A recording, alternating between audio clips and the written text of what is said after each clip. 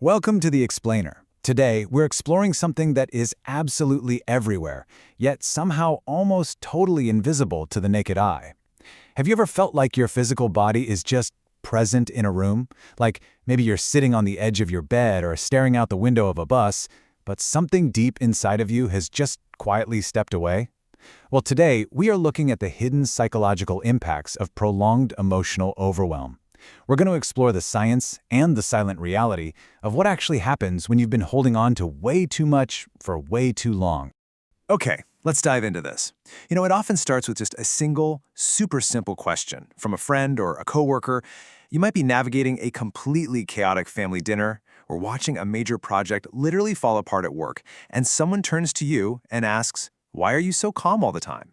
It's a fascinating question, right? Because on the outside, a quiet emotional collapse often looks exactly like peacefulness to the rest of the world. But inside it is a completely different story. Section 1. When calm is actually exhaustion. And this brilliantly illustrates the massive disconnect we're talking about. To the outside world, you appear so calm, mature, wise, composed. You're the patient one, the one who always seems to know exactly what to say. But internally, what people are calling calmness is actually numbness. It's absolute exhaustion. It's literally what happens when your emotions have been running on emergency backup power for way too long.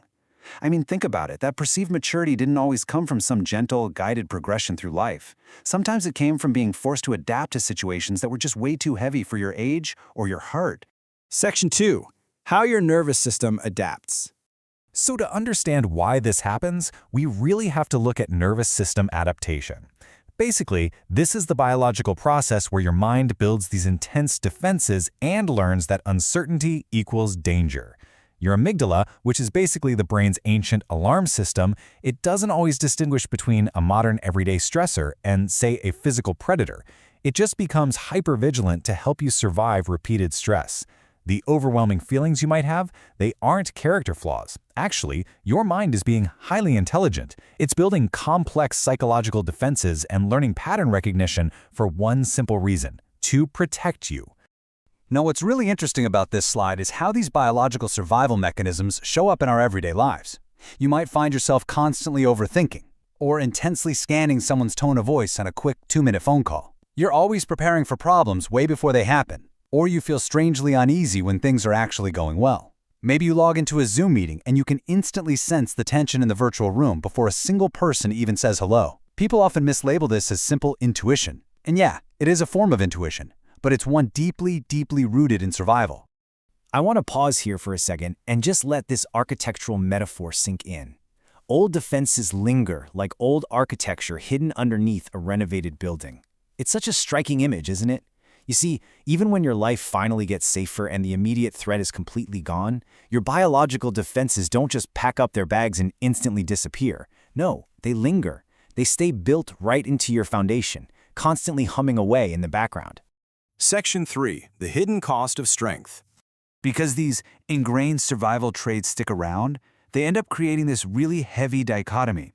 Externally, you might appear fiercely independent and undeniably strong. You look like someone who doesn't need anybody. But the hidden cost? It's harboring this deep, quiet fear of relying on people who might just disappear on you.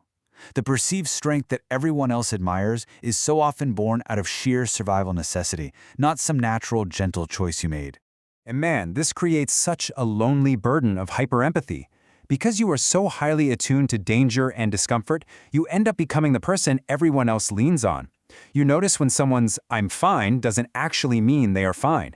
Yet the person who holds all that space for everyone else, they deeply struggle to say this exact phrase out loud. "Actually, I'm not okay." You become so incredibly good at carrying other people's feelings that you quietly struggle to name your own. You're just unsure if anyone could ever understand the full weight of what you're actually carrying. Section 4. Why closeness can feel dangerous. So naturally, all of this hidden exhaustion heavily impacts our relationships. If you've been emotionally stretched too many times, vulnerability literally feels risky.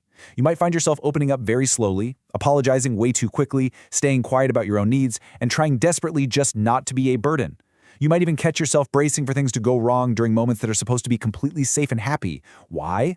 Because historically, closeness has come with unpredictability or pain. Your mind is just trying to protect itself in the absolute best way it knows how. So the crucial point is that we need to actively reframe this perceived oversensitivity. You become a lighthouse. You understand darkness in a way that makes you so gentle with others who are lost in it. This isn't a character defect, folks. It is a deeply, deeply beautiful adaptation. Growing around pain gives you a unique, incredibly powerful capacity to comfort other people. You notice the small kindnesses that other people totally overlook. You deeply appreciate gentleness. You value emotional sincerity. You understand someone else's pain without needing them to exhaustingly explain every single detail to you. You are incredibly careful with people's hearts, precisely because you know firsthand what it feels like when someone is careless with yours. Section 5. Learning to rest and heal. But listen, the reality we have to face is that even the strongest, kindest lighthouses absolutely require care too. You don't have to earn rest by breaking. You do not need to constantly prove how strong you are, and you definitely do not need to hit rock bottom to finally deserve a break. You are allowed to rest simply because you are tired. Let's move to and see how this builds into some gentle, non-linear steps toward actually healing. And remember, healing doesn't mean becoming totally unaffected overnight. It's an ongoing journey of establishing a totally new emotional baseline. First, practice differentiating real danger from temporary discomfort. Next, try naming your personal needs without feeling that wave of guilt. Then, allow yourself to accept peace. It's probably going to feel really unfamiliar at first, but recognize that it is safe. And finally, recognize that being supported is not the same thing as being weak. Which brings us to our conclusion for this explainer. I want to leave you with this provocative thought. Adaptation is not the same thing as destiny. What helped you survive your past does not have to define every single